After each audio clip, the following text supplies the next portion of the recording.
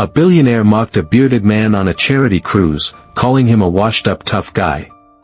He tried to have him thrown off the yacht. He never realized he was insulting Steven Seagal, the event secret, silent benefactor. The Odyssey, a vessel worth a cool $100 million, gleamed under the afternoon sun, a monument of white fiberglass and polished chrome floating serenely in the turquoise Miami water. It was the launching point for an exclusive 5-day charity cruise, a floating gala to raise funds for veterans and first responders.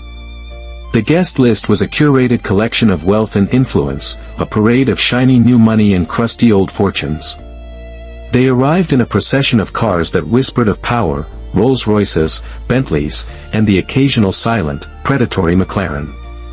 Men in crisp linen suits and women in flowing designer dresses floated up the gangway, their laughter tinkling like ice in expensive crystal.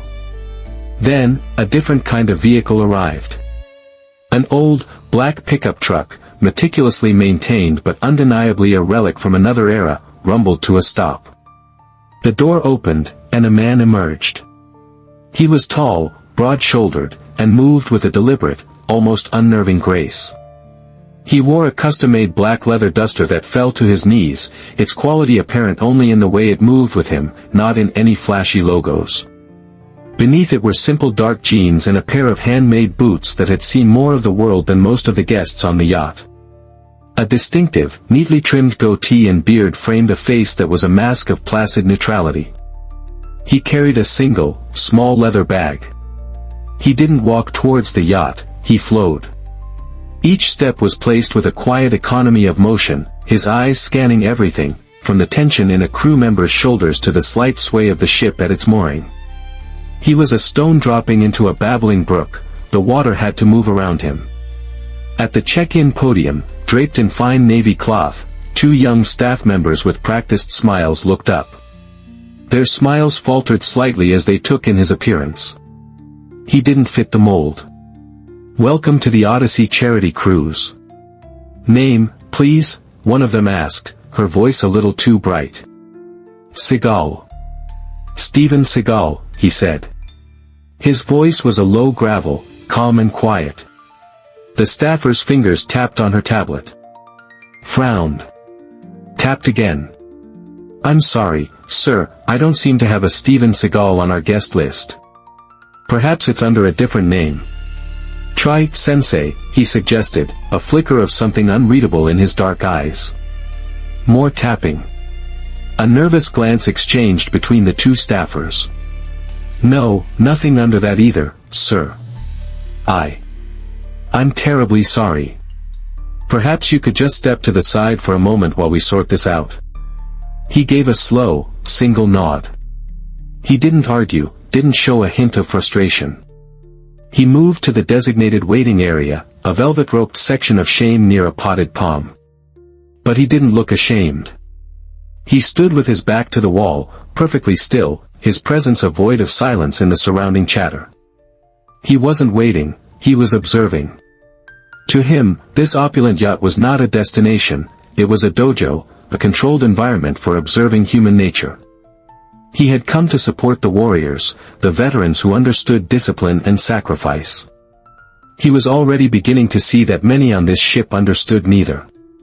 He watched the light play on the water, his breathing slow and even, a master in a room full of amateurs, perfectly content to be mistaken for a fool. The self-appointed king of the yacht was a man named Richard Langston. He was a real estate mogul whose net worth was matched only by the size of his ego. He moved through the crowd with the predatory confidence of a shark in a fish tank, shaking hands too firmly, laughing too loudly, ensuring everyone knew he was the alpha. His suit was blindingly white, his watch a constellation of diamonds. It was inevitable that his eyes would land on the silent, imposing figure standing by the palm tree. To Langston, anyone who wasn't actively seeking the spotlight was either prey or an obstacle. He saw the worn leather, the dark jeans, the beard, and his lip curled in a dismissive sneer. Here was an easy target. He sauntered over, a coterie of sycophants trailing in his wake. Well, what do we have here?"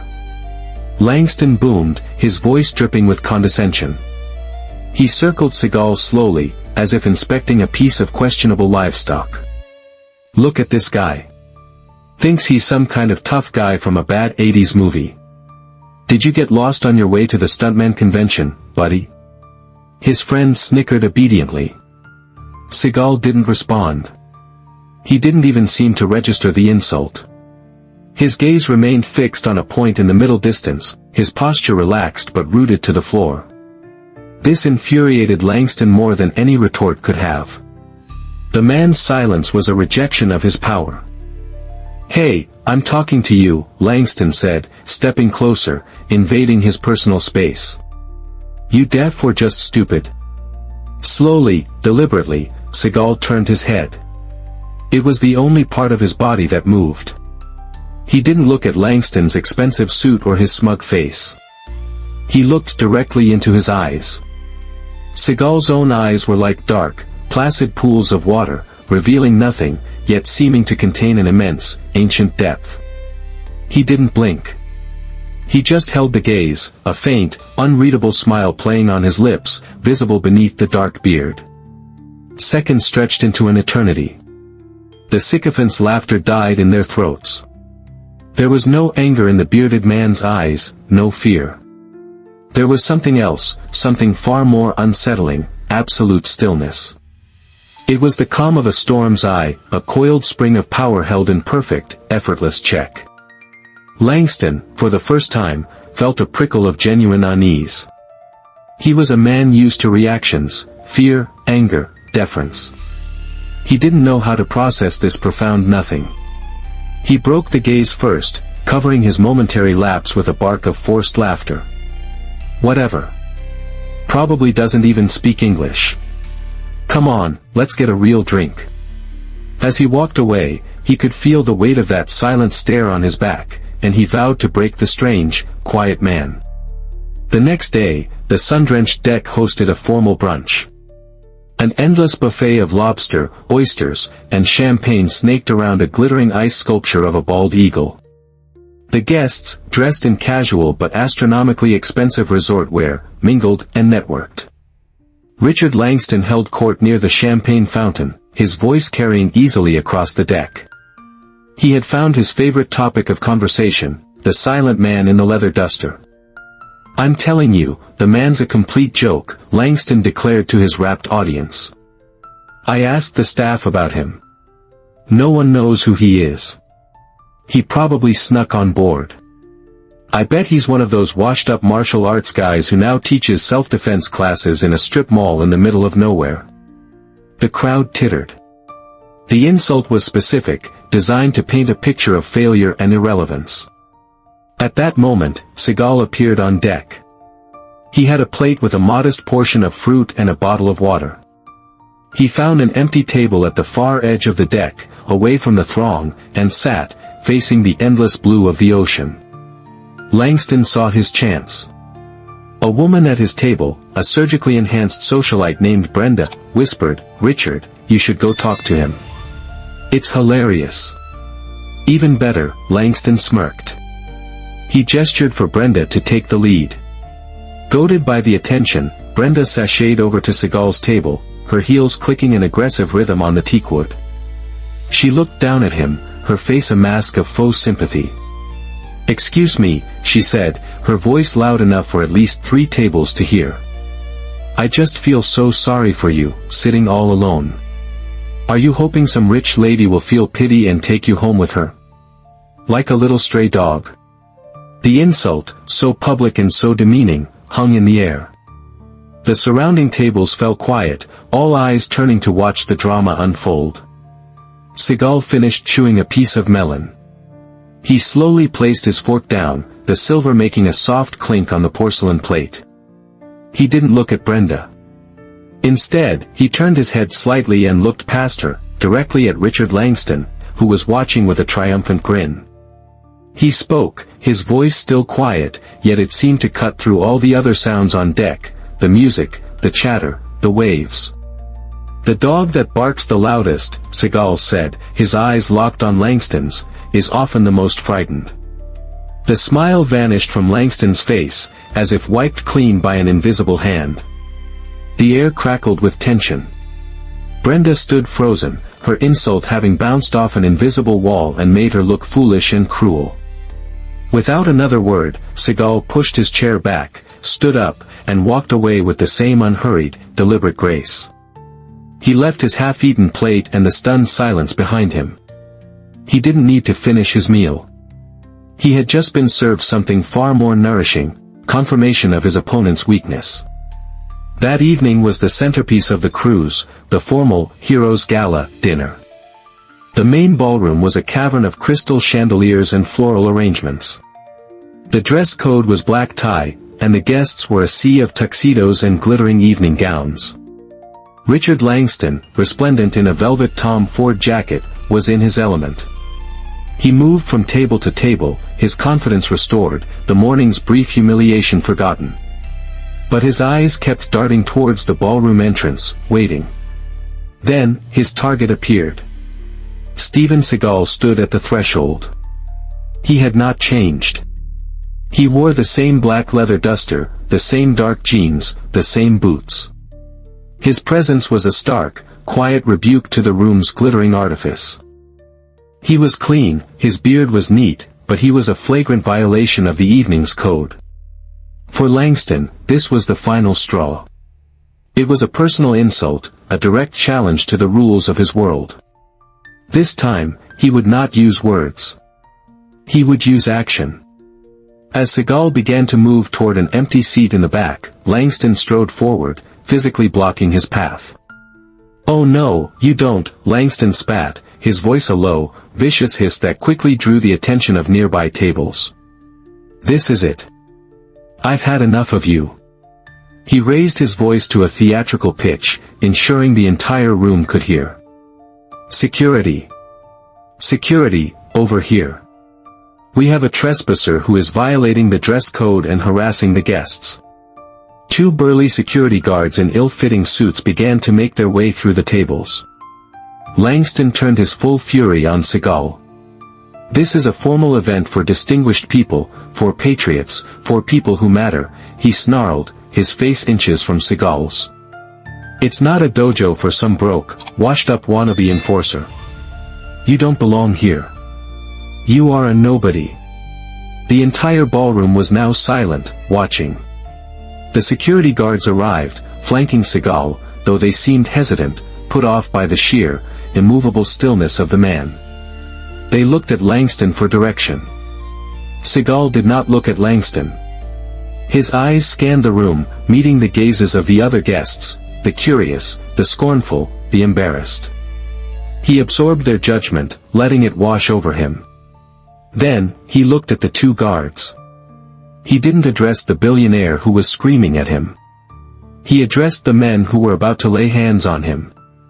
"I would advise against that," he said. The words were spoken barely above a whisper, yet they carried the chilling weight of absolute certainty. It was not a threat, it was a statement of fact, a quiet caution about a line that was about to be crossed.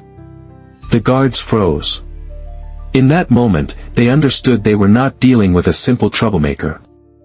Before Langston could scream another order, before the guards could make a decision they would regret, Seagal took a single, deliberate step back.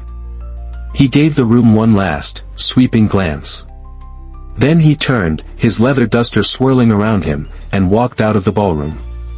He left on his own terms, his dignity not just intact, but magnified. He had once again refused to play the game, and in doing so, he had won the round. A palpable tension remained in the ballroom after Seagal's exit. Langston stood preening, accepting congratulations from his tablemates for getting rid of the trash. But the victory felt hollow. The evening's festive atmosphere was shattered. Just as the waiters began serving the first course, the lights dimmed slightly and a spotlight hit the stage. The cruise director, a polished woman named Sarah, stepped up to the podium. "Ladies and gentlemen, may I have your attention, please," she began. "Before we continue with this beautiful evening, we have a very special announcement to make." A murmur went through the crowd. "As you know, this cruise is about honoring our nation's heroes. The cost of an event like this is, as you can imagine, astronomical. We were able to make it happen this year thanks to the stunning generosity of one anonymous individual. This person not only paid for nearly half of the entire cruise operation, ensuring every dollar we raise tonight goes directly to the charities, but also started the fund with a personal donation of $2 million. Gasps rippled across the room. People looked around, speculating who among them could be this magnanimous benefactor. Langston puffed out his chest, a smug look on his face, as if he wanted people to think it was him.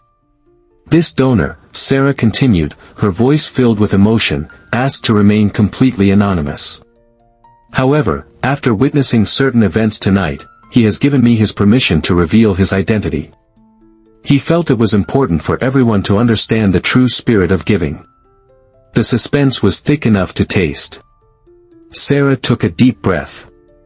Ladies and gentlemen, this cruise, this evening, was made possible by a man who is a true warrior, a lifelong supporter of our veterans, and a master of his own discipline. Please join me in thanking the man you just saw leave this room. Mr. Steven Seagal. The name dropped into the silent ballroom like a 100-pound weight. For a moment, there was only stunned, uncomprehending silence. Then, a slow, horrified realization dawned on every face. All eyes swiveled to one man, Richard Langston. The color drained from Langston's face. The arrogant smirk, the triumphant posture, all of it dissolved into a mask of pure, cold dread. His jaw hung slack. He looked like a man who had just realized he had spent 2 days gleefully poking a great white shark with a stick.